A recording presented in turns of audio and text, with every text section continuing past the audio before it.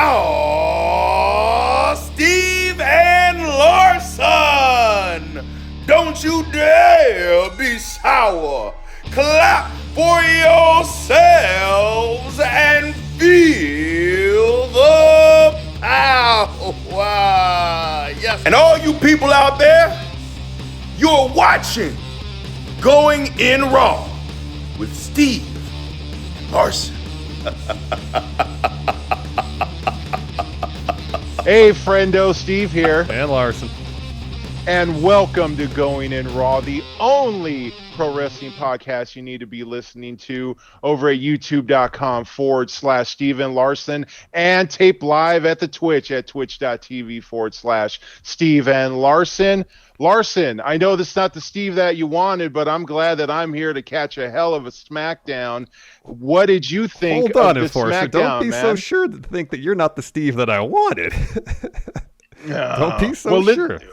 Well, you know, man, I know all the tropes. I can annoy you just as much as Steve could with a noodle. No. Okay, fine. Fine then. He's known me far too long. He knows every button to push. He knows every single one. Try as you might. You try to do the stuff that he does to annoy me. I'm like, oh, Enforcer, you're the best. Oh, okay. Well, I wonder how long it'll be until you reach that with me. You go, this idiot, man. You haven't wrecked me in GTA yet, so we'll give it till at least then. Well, I'm always at work, so I guess I have that going for me. I just can't make it. So there it is.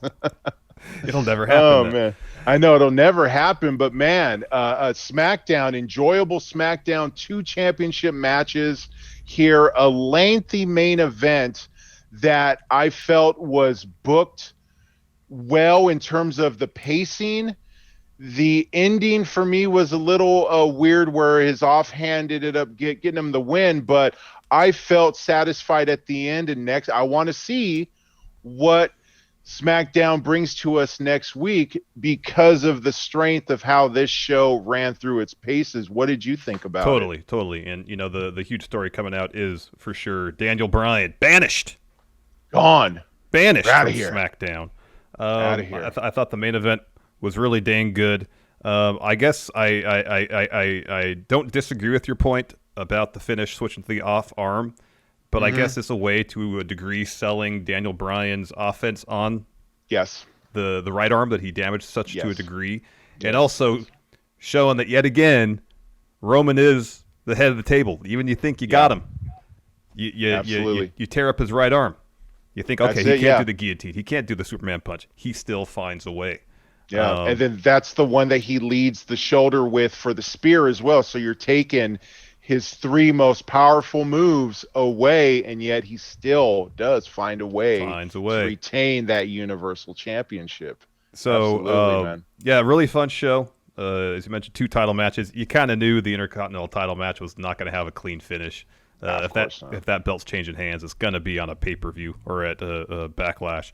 But let's speculate a bit. What's next for the American Dragon? What's next for Bryan Danielson, for Daniel Bryan? Now, my understanding that his contract runs through the summer, I think. Maybe late August, early September is my understanding. I could be wrong on that, so don't quote me.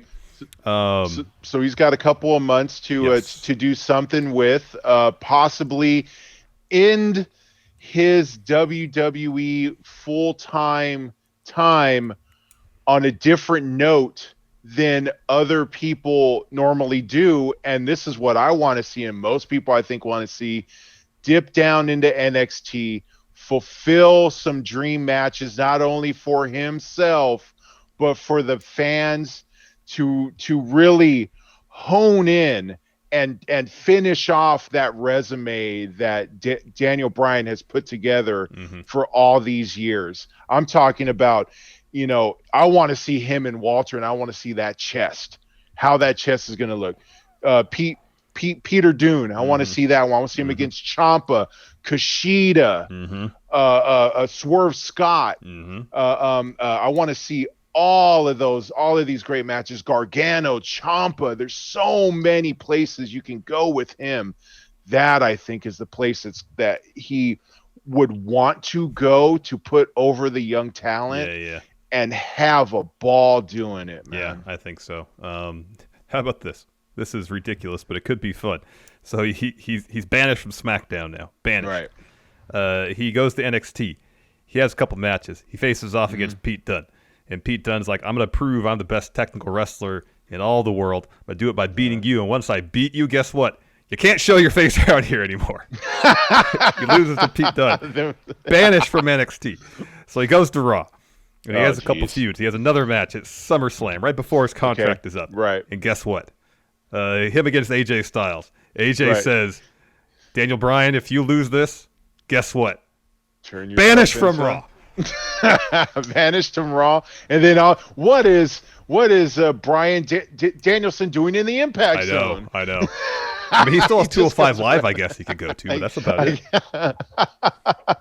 So then, like Drew Gulak sends him on his way for that one. Finally, then he goes over then he makes a G1 appearance or something like that, or however that may work out. Oh, there you go. Just everything. So great. Oh yeah, then he can go to NXT UK. Says Jorge D. Yes. Yeah, absolutely. Matches against Walter, you just Ilya, make the rounds everywhere, Bate. man. That'd be great. Oh man, that would be great. You know, it'd be great if he could check off some of these dream matches he has with people under contract with WWE now. Contract runs out, and then he's talked about wanting to go to other promotions, wrestle there while still wrestling with WWE. He just wants to wrestle people I think he wants to wrestle. He wants to have good matches. He wants to wrestle for the pure joy of wrestling. And it'd be great if he could do that. If anybody's going to have the leverage to do that, there's a few names I can think of that could potentially pull that off. He's on there. I mean, it was one of these things where, how long was Rey Mysterio working without a contract, just a per appearance thing? And I think if anybody has earned that clout, earned that stroke, earned that trust that you can build a story around on a per appearance basis, it would be Daniel Bryan, I would think. Absolutely. Because he does not seem the type to want or actively searching to screw somebody over. No. He wants to do things the right way. He wants to help, but he just wants he just wants the freedom to do what he wants. Yep. And I think if anybody has earned that, he has. Definitely. Adam Beveridge here in chat says, optimistic me, Bryan goes to NXT. Realistic me, Bryan goes to Raw. Pessimistic me, Bryan stays off TV until his contract is up. Oh man, I would be surprised if that were to happen, because Daniel Bryan's always been a company dude. You put him in anything, he makes it better. Anything. This Roman Edge feud with Daniel Bryan, it was great. I completely agree with you, man. I was starting to lose steam on not only Edge, the way he was positioned, but I was starting to lose steam on what they were doing with Roman, because it seemed like it was a weekly rinse and repeat. But then once you put Daniel Bryan in there, that reinvigorated it. I mean, hell, I picked him to pick up that belt at WrestleMania. I mean, that's how much I felt like he could do it, and it would be realistic that this would be the guy to knock it off, to knock off Edge and Roman at WrestleMania for the main event. But I mean, anything he does, wherever it may be, I'm going to be a fan of it. I'm going to be vested. I'm going to be interested in anything, because when and his gear too, man. I saw his gear tonight halfway through that match, and it was like this green and the sea foam also with these trees growing on his kick pads and on his gear. The dude's got great branding, great look, great skills. Anything he does, I'm down with, man. Heck yeah. I am a super fan. He is actually the guy. I fell off of wrestling probably 2010 or so. I kind of bailed, right?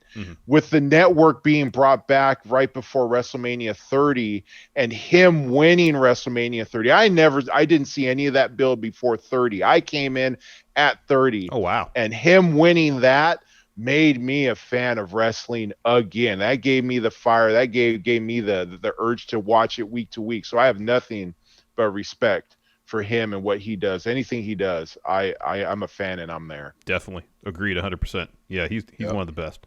Absolutely one of the best. One of the best. Absolutely. You want to dive into it? I am all for that, all right, man. Here Absolutely. we go. Show kicks off with Bianca Belair coming down the ring before she can drop her promo. We get a video package about her. Yep. Apparently, she's taken over welcoming duties on shows from Drew McIntyre because she welcomes us all to SmackDown. But then she's basically interrupted immediately by Dolph and Bob Roode. Dolph says, hey, if you're going to kick off SmackDown, you got to do it right with us, Dirty Dawgs.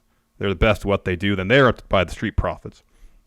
And Ford is rightly upset that they interrupted Bianca, his wife. Right. They're interrupted by Bayley, who doesn't say anything, but walks to the ring, grabs the mic from Bianca, and then laughs. Yep. Bianca slaps her. Bayley responds with double leg takedown. A huge brawl breaks out. We go to commercial. Right. Let me ask you something here. Did you notice, or was this just me? Bayley kind of like, she's always keeps her hair and herself well groomed. Did you notice her hair was a bit adrift, wasn't quite as tight as it normally was? That's right. When she was laughing, I noticed the hair wasn't quite in place. So I'm wondering, I don't know if that was a part of what she's trying to pull off here, where because she was laughing and all this, she's slowly starting to lose her marbles in a sense. Is Bayley going to turn into Joker Bayley is what you're asking, I think. Yeah. I'm just wondering if that's the seed planting right there. You know, if the attention to detail is that good, I think that'd be great. I wouldn't put it past Bayley to think in those terms. To think, yeah. You know, I'm going to find a way to show things with me aren't quite right. Here's a nice little subtle way of doing it. Here's a little out of place. Wouldn't surprise yeah, me. I think so. Wouldn't surprise me. You know, yeah, absolutely. You know, one thing I will say about Bianca when she came out there and she wanted to welcome us to the coolest, the dopest, and the hottest. So not only is this the coolest show, it's the hottest show. That's how SmackDown rolls, baby. Yeah, man. You got that right. Be hot and cold. It's like a hot and cold. You're yes and you're no. McDLT. You got to put the hot stuff on one side and then the cold stuff over there. Yeah. Surrounded by a styrofoam that is still in those landfills, not moved one bit. You got that right. Sadly, just all sorts of McDLT containers just filling up landfills. Terrible idea. What a horrible idea for McDonald's. Anyway, before we get to this 6-person intergender or mixed tag match, we got an ad that we saw a couple more times for Throwback SmackDown next week. They had the original SmackDown graphic. They had like the old TV kind of filter look on it with a bunch of archival footage of various WWE programs. What was promising is it seemed like they also ran commercials. You mentioned this before we got started. That FS1 seemingly is doing their own kind of throwback thing. They had this throwback week, absolutely, fake ad for like a greatest hits album or something like that. Yep. Yes, they did. Great. We get integration, synergy, corporate synergy. Look at that. Corporate synergy for a week. Me being the a NASCAR fan that I am, I'm going to watch the race this weekend, and I'm going to see if somehow they do a flashback thing, because they got races on FS1 for next week as well. So I'm going to check. Normally what they'll probably do is the old school style graphics of like the crawl, or like the bottom third, or the old school like flags for the microphone or something like that. I think they'll probably integrate that, which I think would be cool. Once again, across all the shows, wouldn't they do that for Sports Center sometimes, where they would have a Sports Center throwback? You have the old graphics and stuff. They'd have like either they have the old set somewhere in a warehouse, or they'd rebuild the old set. Yes, kind of tan stuff. Yeah, if they do retro NASCAR, I want to see the old, was it Monte Carlos they used to roll with in the early 90s? Hell yeah, That's dude. What I want to see. Days of Thunder all over again. That's what I want to see. That's the one you want. That's what I want to see. And Zoe Conrada's got it right here in chat. If there's no fist next week, I'll be very disappointed. I would love to They got to have the fist. Got to have the SmackDown fist, so? Man. They still I think it's in the archives. I think we saw it in the archives. I think we did. I wouldn't doubt it was. Yeah, I mean, dude, that's an amazing place, man. They should offer tickets for that, man. It's pretty cool. It is pretty cool. I wouldn't doubt it. I would not doubt it. It's overwhelming how much stuff is in there. Before we continue, here's a word from the sponsor of today's show, BetterHelp. Several years ago, while dealing with severe anxiety, I learned the importance of talking to a therapist, but also discovered that it could be extremely difficult to find the right person to talk to. Today, BetterHelp is providing a safe and private online environment where your needs will be assessed and you'll be matched with your own licensed personal therapist. BetterHelp is dedicated to facilitating great therapeutic matches. Send your counselor messages at any time or schedule regular weekly phone or video sessions, and they've made it easy and free to change therapists if needed. BetterHelp isn't a crisis line, nor is it self-help. It's professional counseling done securely online, all without ever having to sit in another uncomfortable waiting room.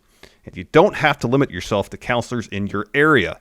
BetterHelp services are available worldwide, so you can find the expertise you need regardless of location. We want you to start living a happier life today. As a Going In Raw listener, you'll get 10% off your first month by visiting our sponsor at betterhelp.com/raw. Join over 1 million people who have taken charge of their mental health. Again, that's BetterHelp, HELP.com/raw. We come back from break and we're back from commercial, and Bayley and Bianca Belair have been fighting the whole time during their commercial, and then we get the fellas going in, but then Bianca's looking like she wants to do something about it, and then Montez Ford strolls in there and it's a big splash on the outside, which looked amazing, and then at that point Bianca then gets driven into the steps. And then at that point, then Ford hits the hot tag to Dawkins. Bayley gets KOD'd in a big schmoz because you can't keep track of who's getting what. Rude's about to try and pull the tights of Dawkins, and then hair whip right to the back of Rude. Right there, and then there was this like sort of spine buster thing to Ford with this massive splash, not from the turnbuckle, from the rope, to get that little bit extra, and even commentary said almost out of frame that he jumped in, and he did this beautiful splash into a half roll to get back onto him for the pin. Sort of a paint by numbers match, trying to just advance the tag storyline, building once again for Bianca and Bayley to continue. I believe they're supposed to be fighting at Backlash, if I'm not mistaken, right? So once again, this is SmackDown paint by numbers, building to the pay-per-view in a few weeks. So yeah, you get Street Profits and Bianca Belair with the win. They're picking that up. Yep. After that, Daniel Bryan had an interview. He said he's at peace with his decision to put his SmackDown career on the line tonight. He tells is it Kayla? I think it was Kayla who's doing this interview, to ask Roman the question, how does the stipulation change your preparation? He said it's his title on the line. Daniel Bryan says, I'm excited. It's what I've wanted the whole time. A fair match, one-on-one match for the Universal title. He says, I tapped out Roman once. I could do it again. And after I win, my first title defense won't be a rematch against Roman. Oh, no. It'll be against someone who actually deserves it, who's been working, who's waited way too long for a shot. Cesaro. Agreed. Cesaro. And then they had what was next was what I thought was just a Seth Rollins promo, but they had these series of little quick Matt chat questions in some cases, seemingly. Dude, there were so many of those. I started to keep track of that, and then by the time we got to after Nakamura, I stopped writing them down. I was like, this is just what it's going to be. They're just going to go to somebody to fill. But yeah, they got great suit that Seth Rollins was wearing. Plaid. Oh man, that thing looked hot. And he laughed, and then, but yeah, he picked Daniel Bryan to win that match, even though he said, I know a thing or two about Roman Reigns, but then he picked, I'm saying that Daniel Bryan's going to win, but then he scoffed and laughed at the fact he was going to give the first shot at Cesaro. So once again, building that thing. And now that we've got Cesaro basically now by himself, because Daniel Bryan went bye-bye, what does that do? They somehow merge Seth, Roman, keep them apart still? What do you think I don't now? know. I don't know, because Seth challenged Cesaro to a match next week during this too. And you'd think if Cesaro's going to get a title shot, maybe as soon as Backlash against Roman, they want him going in strong. Yeah. So but I does guess that mean that he gets that win on him? Yeah. You'd think so. Of course. A few weeks after I said this whole thing where we're going to build to this thing, build Cesaro here through Nakamura, and then the only thing we get is a Nakamura cameo saying who's going to win, and then I look like an idiot. But anyway, that's old news anyway. Never mind. Next, we had a Nia and Shayna interview. Megan, I think, was doing this one. I think that was Megan. Yeah. Kept on bringing up Shayna's losses in singles competition against Tamina, Natalya, really just about against anybody these days. And Shayna was like, "Why you keep bringing up losses in singles matches? We're a tag team, and we're gonna go show that we're the better tag team against Natalya and Tamina tonight." And then Natalya and Tamina attack, lay them out right before their match. Out they go. Which was next. That was next. That was amazing. Like, they attacked him, and then their music hit, and they were ready to go already. Like, the professionalism, the cohesiveness of Tamina and Natalya. The strategy, the sound strategy. That's what it is. Strategery. That's what it is. So right out of the gate, Tamina goes right after Nia. Super kicks from the corner. Shayna tries to distract her. Doesn't work. Tamina goes for his top rope splash. Nia gets her knees up. And then Shayna and Nia have the upper hand for a bit. Eventually, though, Nia charges Natalya. Natalya evades. Nia gets posted. Tamina gets the tag in. She boots Nia. Goes up top. Reginald gets on the apron to try to distract her. Natalya pulls him down to the floor. Tries to put him in the figure four. Shayna then comes behind Natalya. Tries to put her in the clutch. In the end, though, Nia hits a headbutt on Tamina. Tags in Shayna. Shayna and Tamina are jockeying for position on the top rope. Tamina headbutts her off, hits the splash off the top to get the W. Yeah. Another situation where it was a non-title match now. Natalya and Tamina, you would think, would get a title shot coming up here. You would think that's what's going to happen. At Backlash. WrestleMania Backlash, if you will. If you will. It's like WrestleMania rematch is what a lot of the cards be. That's what it fucking seems like, dude. It's just like, well, we're in this afterglow of WrestleMania, right? It was such a good show. What should we do? Give it to them again. Do it again. So that's do it again. Yeah. Well, part of the problem is when you come up with your WrestleMania card at the last minute, there's like, hey, there's still stories we can tell here. Of like course, if you inverted this, because WrestleMania, like historically, is a place where blowoffs happen, where you end stories and then you start new ones right away. And it just seems like that was, in a lot of cases, a show where stories began. Yeah, it was the start of it. Yeah, that was supposed to be like, listen, man, when you and I were younger men, okay, there were only 4 or 5 pay-per-views that would go on, right? And the build was month after month on superstars and Raw towards the end of these, like, before they did the In Your House ones. Yeah. Those became the filler shows. The Saturday night main events became these shorter pay-per-views. But back in the day, like, you would build to a WrestleMania, your big title change would happen then. You'd build again. You'd have your SummerSlam, another build, and a blow off, and just rinse and repeat. But it just seems like you said, WrestleMania is just slap it together.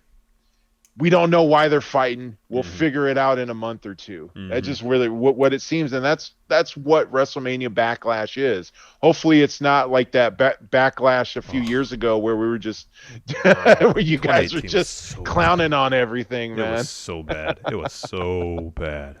Awful. We get a couple predictions for main event next. Booker T picks Roman Reigns. Yeah, he does. Nakamura doesn't really make a pick, if I remember correctly. He just tells Roman, hey, you escaped me once. I'll be waiting for you, which I guess is kind of his way of picking Roman. Yeah, that's all that I picked up from that. I tried, because once again, I was still at the point where I was trying to figure out who's going for who.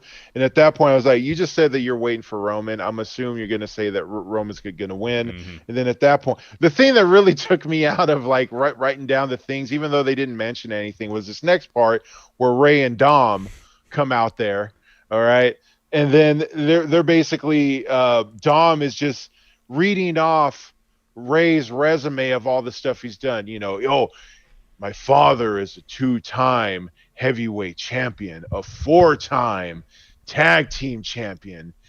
And then he's like, I look forward to having the opportunity to be in a tag team and a champion with my father. He's like, nothing better than to be the first father-son Smackdown tag team championships. And I'm just like, did we really need this? They did nothing. Are they currently in a feud with anybody? No, they beat Alpha Academy a couple times. Yeah, and then that's it. So it was just sort of like, I guess, placing them in the tag team hunt. Yeah. Now I guess that's all that was. Yeah. Yeah. Totally. Which whenever they get crowds back, that's totally going to happen. They'll win the tag titles whenever there's fans back at pay-per-view. Oh yeah. It'll totally happen. Yeah. Then after that, I'd like to know your thoughts on this one. Aleister Black came out reading his book. I'm much of this mindset, and I know that last week you and Steve had a discussion about this. I'd like to throw my two cents into this. And I think I was in chat at the time. I am not going to give any glowing review for anything for Aleister Black until he gets in the ring and he does something. If he's just going to be reading a book like it's reading Rainbow and just talking about this book that his dad would do, I have no interest in that. I have no care for that. What are you going to do in the squared circle?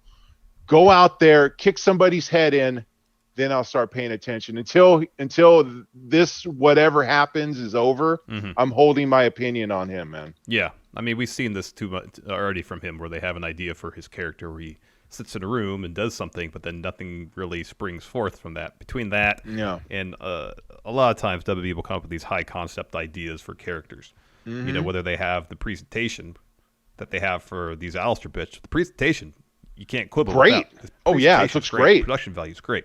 Yeah.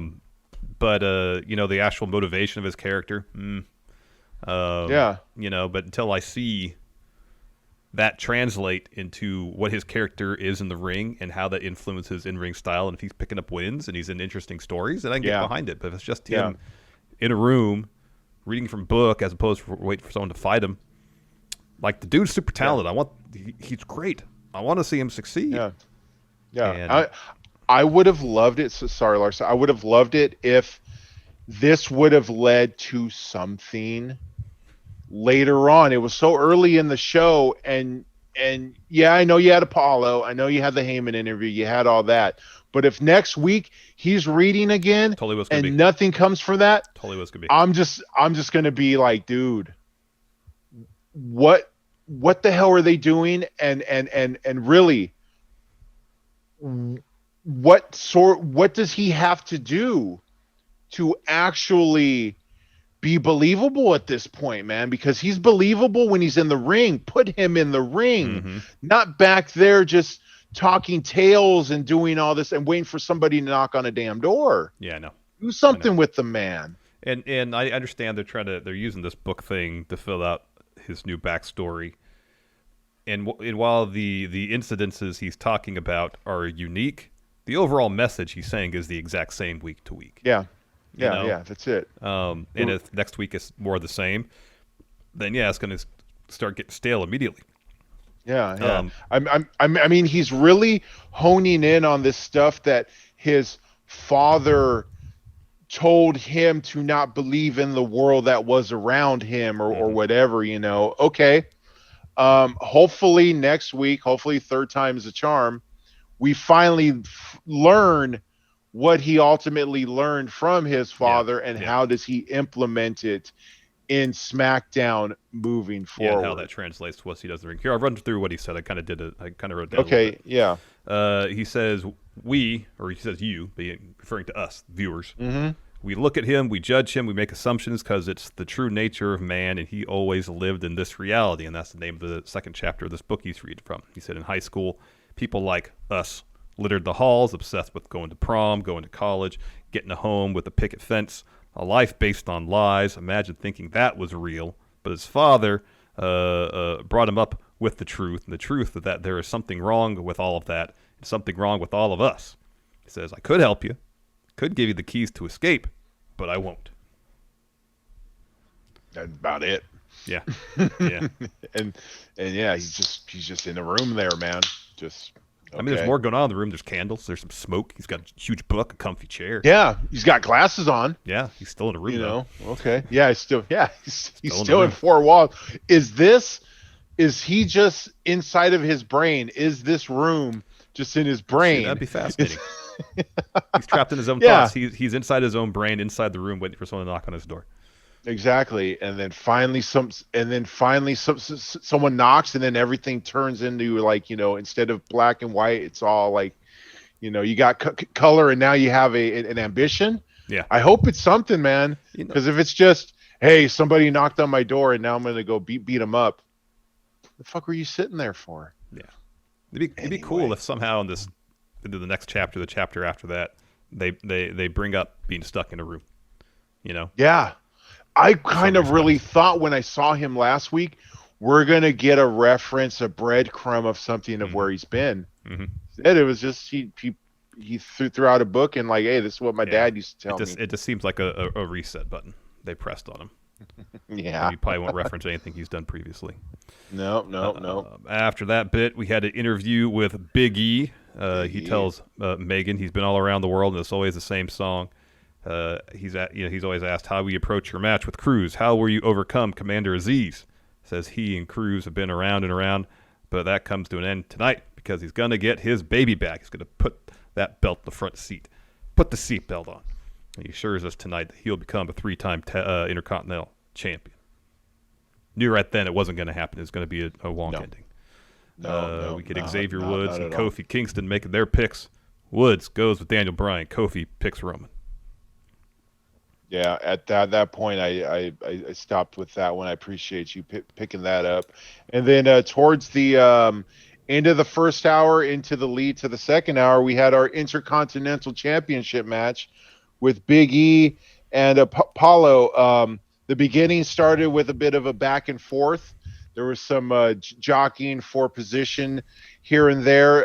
There were a couple times where you would get the old hip toss from Big E throwing Apollo, basically imposing his will. Did a few thrusts at him as well. And but then Big E does that beautiful splash onto the apron, onto Apollo, that really, really looked like stiff as hell. But then Apollo later on gets a suplex from the apron onto, no, I'm sorry. Was it a suplex? Yeah, from the apron onto the floor. Yeah. He grabbed him, slid him out. Yeah. Boom, right? And then we go into commercial, of course. And then we come back. Apollo is in control. Does a beautiful moonsault to Big E from the apron over onto the floor.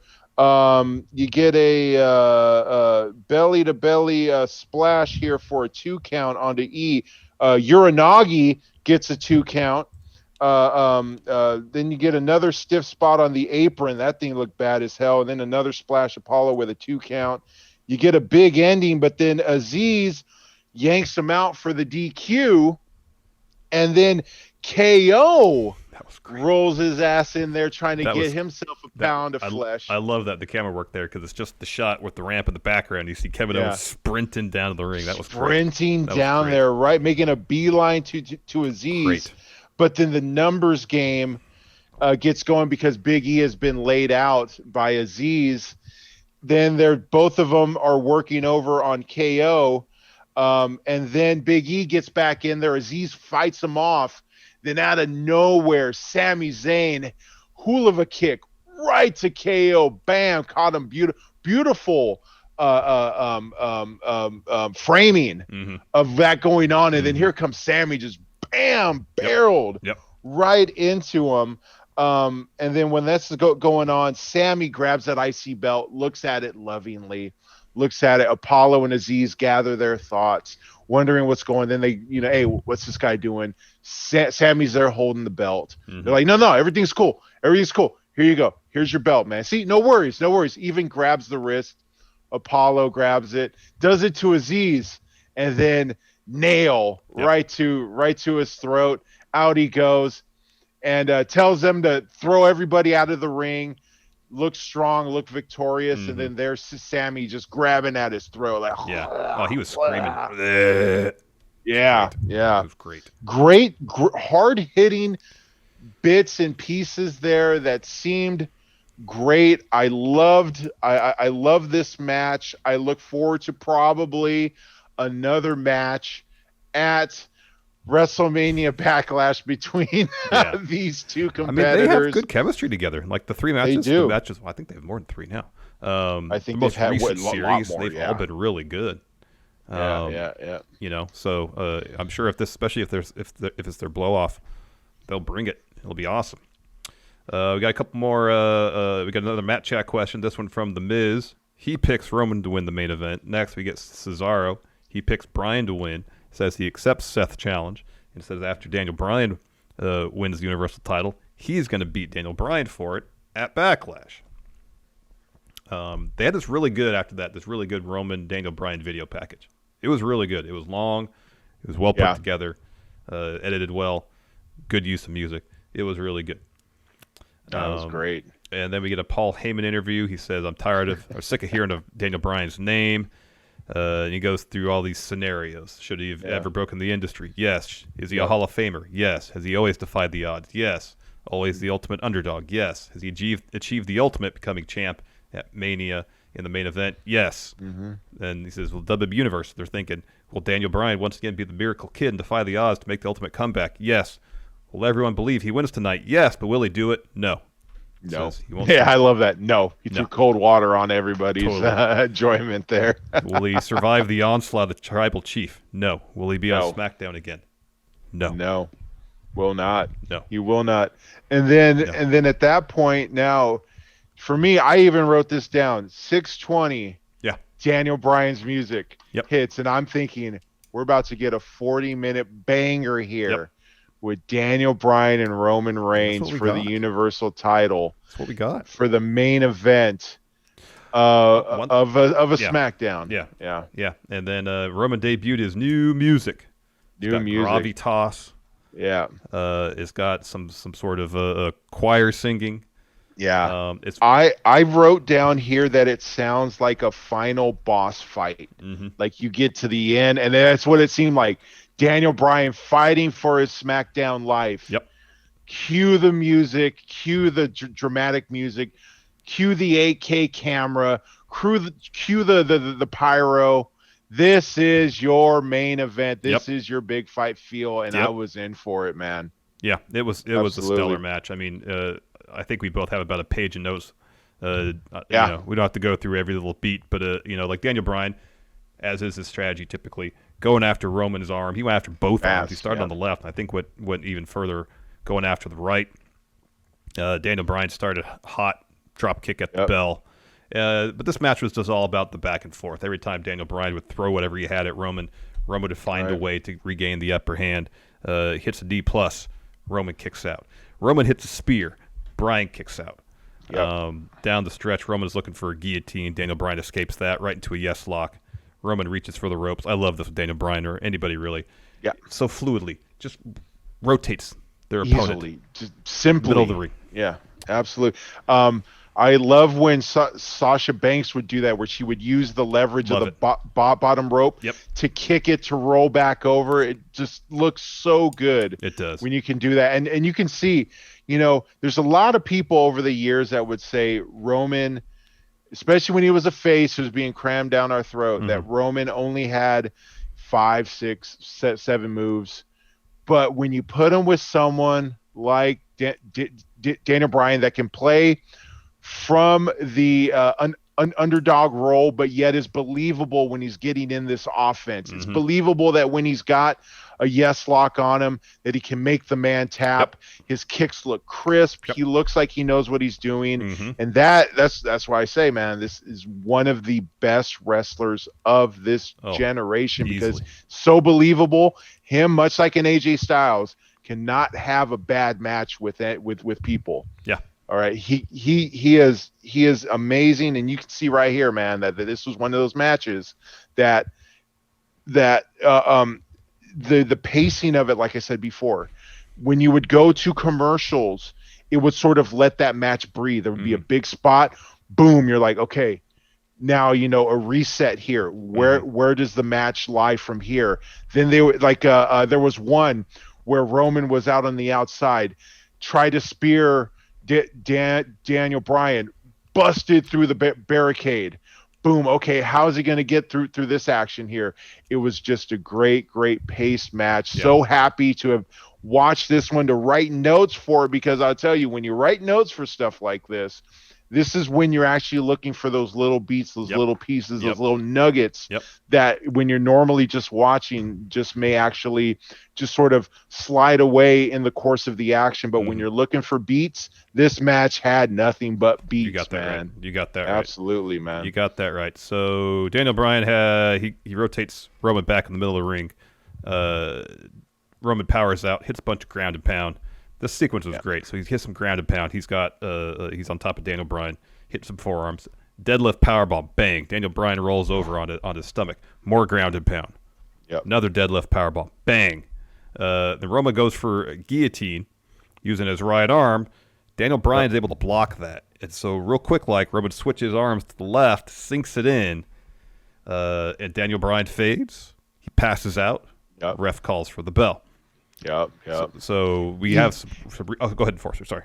Even that clean. Even the referee did his job perfectly, where he was slumped, he was starting to lose it, and then he just does that quick, and just like, that's it, man, hit it, it's over, dude. Like it just everything in this match was awesome. I will say, even though it was a SmackDown, on easily a top 10 match of the year so far. Easily. And I know we're only 4 months into this year, but easily a top 10 match right here, Yeah, it was really good. So after the match, Roman brings some chairs in the ring. He's looking to hit a concerto on Bryan. Cesaro runs out, hits Roman with a stiff uppercut. Stiff European uppercut, man. Roman tumbles to the floor. And Cesaro goes out there. Another huge uppercut against the barricade. He tosses Roman to the ring.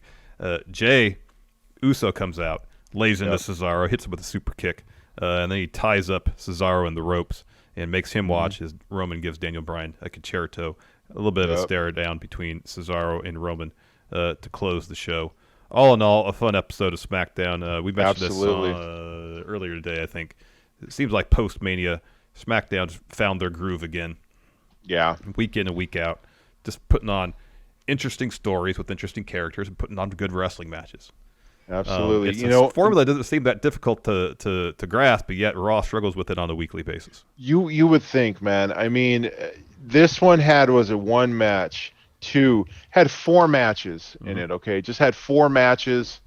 Yeah, one of them ate up a quarter plus of that time, but each one of them were either, in the case of this last one, was a blow off to that feud, which I think SmackDown having an important match on the show that doesn't lead to a pay-per-view. This was the blow off. I mean, if Daniel Bryan shows up next week to SmackDown, I'm going to have a problem with that, but I don't think he's ever going to position himself to be that guy. No, I don't think so either. And if it's a simple thing where he shows up just to say, all right, bye. They give him a send-off, and then Roman interrupts and is like, what are you doing here? Yeah, you're not supposed to be here. You're not supposed to be here. What'd I tell you? This is my show. You've been banished. It's my show. And if they can use my yard, my table, between Roman and Cesaro, that could be good. I mean, that's the thing about SmackDown is it doesn't feel like there's anything on the show that isn't advancing a story. Yeah, exactly. It's not spinning wheels. Yes. There's no spinning wheels, and that's what a lot of Raw is. Oh. And listen, you know what? We're here to talk about good programming, 2 hours of fun.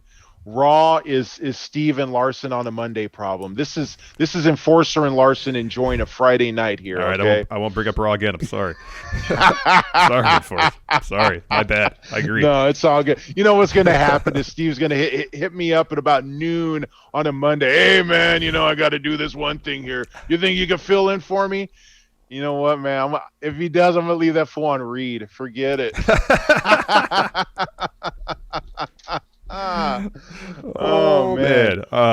What do you say, man? If you're done with this, let's hit some questions. Let's do that. I'm here on the Twitch. And you know what you guys can do here for you guys listening?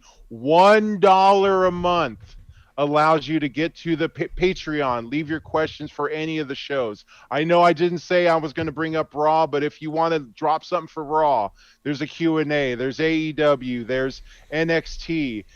Impact, because we don't cover it other than us watching it and doing power rankings. It's basically live Q&A anyways. That's typically what exactly. That that's basically all it is. But $1 a month at Patreon will get you into the questions that I will be reading. Larson, of course, here live filming highlighted messages is your go-to, everybody. Yep. So please, let's here we go. Let's kick things off with Azaka30 with the sub for 12 months. Thank you so much.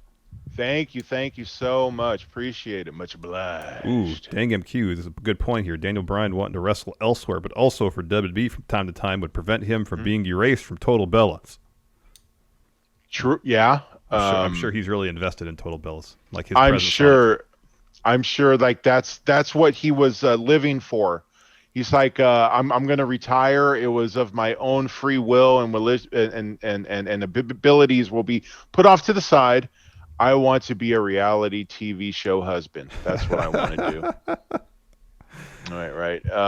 Hammond Serrano using the SmackDown roster cast WWE Studios version of the A-Team. I know Steve doesn't like casting, but Steve isn't here right now. Here. Saying right here, Big E and Sammy have to be there, right? Yeah. BA as Big E, Sammy as how was Dirk Benedict's character's name? Face. Was it Face? I know that there was Murdoch, there was Face, and Hannibal was the old guy. Yeah, that was George. So there was Face. I think Face was Dirk Benedict. Yeah. Okay. So I think Sammy could be. Oh, Sammy would be a good Murdoch, actually. Sammy would be a good Murdoch. Who's the handsome guy that could be Face?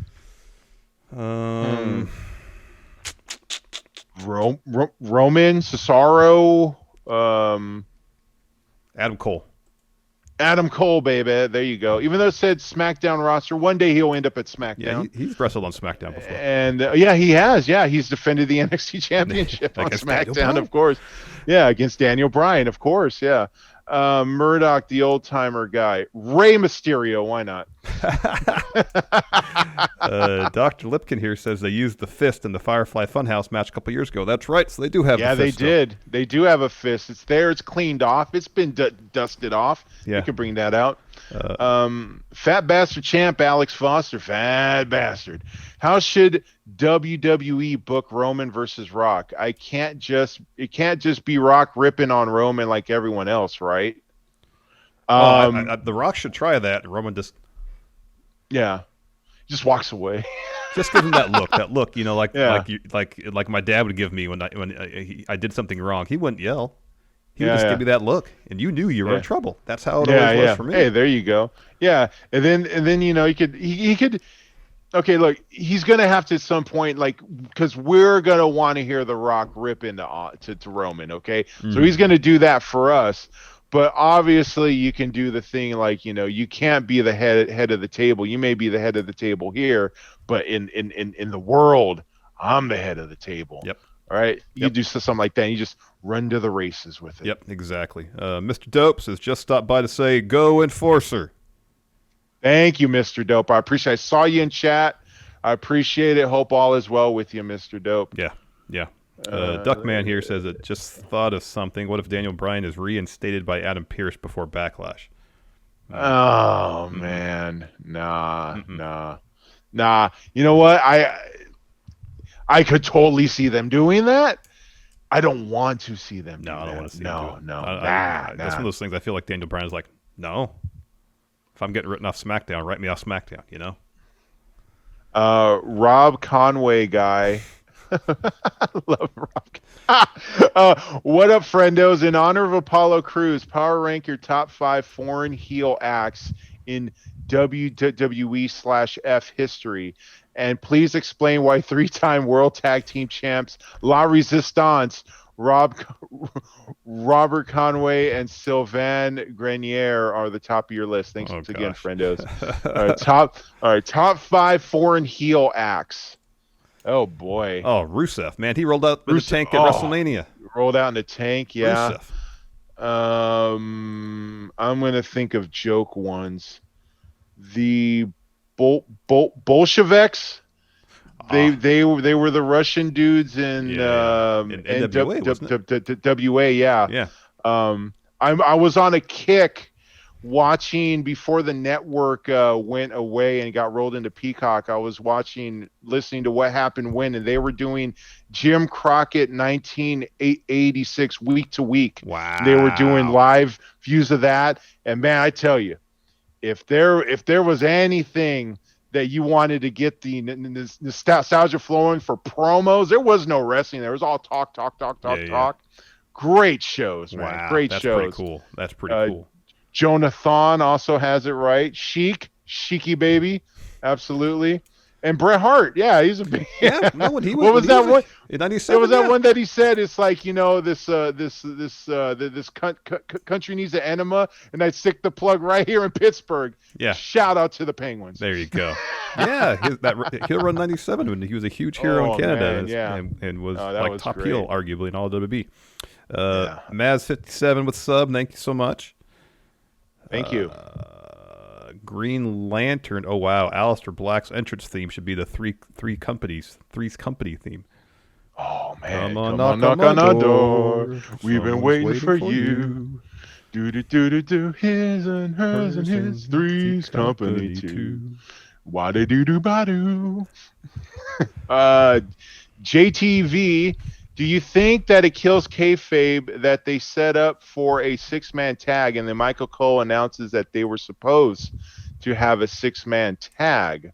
Oh, to open the show? That's kind of what like when Bianca introduced us to Smackdown. It seemed like the next thing she was going to do was introduce the Street Profits. So that's what it seemed like. Yeah. I wasn't all that much put off by it, No. Night by Night. Recently, after listening to NSYNC's No Strings Attached album, you were inspired to start a boy band of your very own. You've written some great songs, and now you need the talent. What SmackDown superstar do you recruit for your band's lineup? So we need to have 5 because a boy band usually has 4 or 5. Yeah. That's usually was the thing in the 90s, 4 or 5. Yeah. Okay. So let's see. SmackDown. You know what? Let's see. Sami Zayn as the goofy dude. First that's name in the back. You got Sami Zayn, yeah. Sings back up and does all the dancing. Yeah, exactly. He never gets a solo line. He's always in the back doing it. You need to have a deep voice guy like Boys to Men. Yes.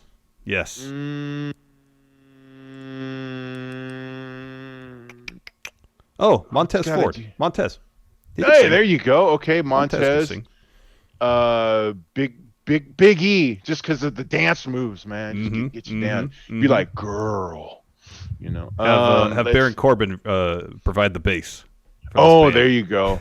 Hey, girl. Hey. I see you there with that other guy, and I just didn't care. Yeah. I think that's a perfect band, and we will call them La Resistance. There you go.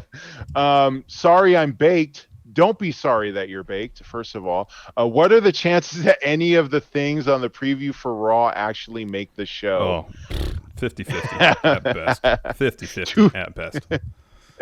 2% botch. Yeah, 2% botch. Jorge D. Nick Khan wants to modernize and increase fan interaction in WWE. His first idea is to create a loot box type subscription where every 3 months a new wrestler chosen by the fans will create a box comprised of items they personally choose to be shipped to the fans. The box can include anything from food, clothes, shoes, to beauty products for the first wrestler.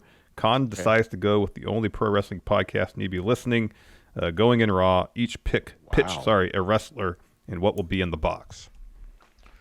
Okay, so we're pitching a wrestler to put. So we got to pitch a wrestler and then the item that they're going to put in the box. Or the items, or at least the pitch of the wrestler items. Who you think would choose cool items. Okay, I'm going to choose Roman Reigns, and he puts nothing in the box.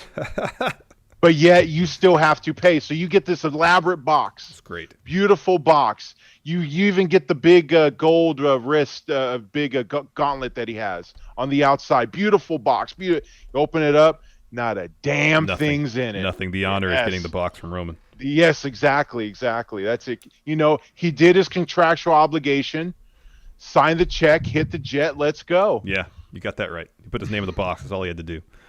That's it. Great answer. I'll say Sasha Banks because if nothing else, you can incorporate her role in The Mandalorian into it and bring in potential non-wrestling fans. Oh, there you go. See, look at that. You see, you're actually looking a way to expand the brand. I'm looking at a way to gank everybody. Good job. But it's fitting with Roman's character. Yeah, right? Like if I got that, I paid my $30, open this box, like there's nothing in it. Makes sense. It's Roman. Makes sense. It's Roman, yeah. It's fitting. Moses supposes if the throwback SmackDown next week was based on its debut year 1999, what musical acts, actors, and references would you like to see? Limp Bizkit. Need that one. I would like to see then American Badass Undertaker come out and just do a lap and then leave. You know, he doesn't get off, doesn't cut a promo. Raise the fist, he just raised the fist in front of the fist, and away he goes. Yeah, that's what I would say right there. 100%. I would love to see that. Yeah, Limp Bizkit. It's got to be Limp Bizkit. Gareth gifting a sub to Hamish, and then Kaufman gifting a bunch of subs as well to Thalamic Rex, Espion Commander, Mike the Champ, Thaw58, and Sethological. Thank you. It's all right, Larson. We're almost there, man. You keep on just burping away, man. It's this point in the show where like my dinner's digested enough. Right. You're like, let's see. J.R. Wayne here. Finally, Roman has a new theme music. I'm a fan of it. Who else on the WWE roster needs new theme music? Cesaro. Not a fan of his music. Yeah, well, yeah, right. I really felt like the his old theme when he had that that knockoff James Bond light where douche Cesaro. I thought that actually worked out good. I don't think he needs a new one. He just needs a new old one. Yeah. You know, everything old is new again. Give him back his old one. That's true. That's what I would do, yeah. Patrick Olivas is next week on New Japan Strong. Moxley and Dickinson versus Ren Narita and Yuji Nagata. Wow. Oh, man. Wow. Bring it on. I'm down with that. Bring that one. D. Hayes, so are we going to get a fatal four-way for the Intercontinental Championship? And when Big E doesn't win, what's next for him? I think it's too early to move him to the main event because Reigns isn't losing anytime soon. 100%. I kind of feel like Big E should get that belt back. I don't know about that Backlash because I think Apollo Crews is he's got to carry it a while. Yeah, he's doing. You know what? Honestly, I would like to see if they're actually going to do something with him. Once again, I'm gonna have to preface this. If they do something with him, put Aleister Black in a feud with Big E. There you go. I'd actually like to see that to bide some time. Then that could shoot Big E up into the main event scene right there, and it buys him a few months. Give me that. That's a good idea. That's a good idea. I've got one from Matthew Makovsky. Says, "Hey friendos, glad to finally be a friendo. This will be very worth it. Question is, power rank top 5 NXT matches Bryan can have. Top 5 Raw matches. No, we're not going to go Raw matches. And top 5 matches out of WWE. Thank you so much. First of all, Matthew, thank you so much for being on Patreon. Hopefully you enjoy this. And of course, if you have not had your first question asked, hashtag first in these threads to make sure Steve can get a hold of that there. Yes. Top 5 NXT matches that he could have. 3 obvious ones in NXT are Peter Dune, it's Kushida, and it's John Gargano. Yeah. I'm going to go with that one. I'm going to add Ciampa into that one. And then because I love the old Shane Strickland, Swerve Scott. I want to see that one, absolutely. Walter as well. Walter as well. Yeah, as a bonus. What about outside of the WWE umbrella? Ibushi. Let me get that one. Okada. Okada. Yes. Kenny Omega. Penta. Zack Sabre Jr. Zack Sabre Jr. Yes. There you go. Okay, you've done it for me. There you go. There it is. All day. I am done on my end here. All right. Drugalo again. Drugalo 612 again, gifting the sub to B2 Darus 716. I'm sure I got that name wrong. I apologize.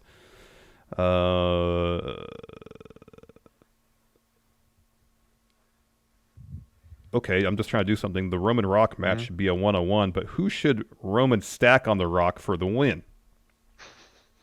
To make it a triple threat? Jay.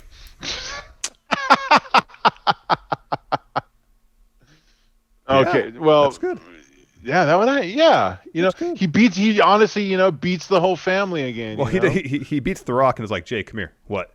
Spear just puts him on there just for the lay him on there, and then he does it to Heyman. No, he puts the guillotine on Heyman, lays everybody on there, pins them all. And there you go. That's it. Yeah. All right, that's a good way to end. I don't know if we can top that. Thank you so much, everybody for joining us. Thank you, Enforcer, for joining me tonight. Man. It's always a pleasure, man. It's always a pleasure. No, pleasure's all mine. Steve, happy birthday to your dad. Yes. Hopefully you've got so much food in your belly. You're putting rib tape around you. You're such a FPOS. All right, my man. There you go. We'll see Steve Monday with rib tape.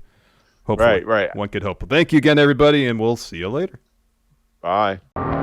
Help support Going In Raw today by becoming a Friendo Club TV member. You'll get access to new bonus episodes every week, including Friendo Club Arcade, Live Power Rank, Vintage 10 for the Wins, and Ask Steven Larson. Get access to Friendo Club TV today by becoming a $5 and up patron at patreon.com/Steven Larson, by throwing us a sub at twitch.tv/Steven Larson, or by clicking join at youtube.com/Steven Larson.